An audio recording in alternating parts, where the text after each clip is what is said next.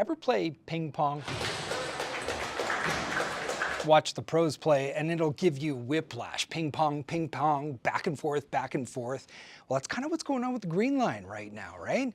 Think about it. The project is the ball and it feels like two sides are trying to score political points with it. Let me give you a quick recap. So the city had a plan and the province was on board with that plan until it wasn't on board with that plan and it pulled funding for it, commissioned a new plan, and that one, the province says, will extend the line farther south and not cost a penny more. It's able to do that because a stretch of the line downtown would be elevated instead of going through a tunnel, which would be more expensive. Ping, the city receives that plan and officials look at it and say, the math doesn't add up here.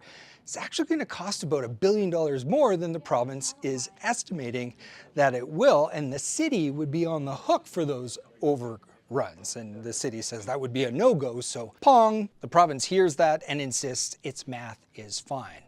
It also says that the city better get on board with this plan by early January or it risks losing funding. Ping. Now, if all this sounds like standard negotiation for a project of this size, well, an expert in the field tells me it's anything but. This is a guy who's worked on comparable projects in Toronto and Vancouver and Calgary's West LRT.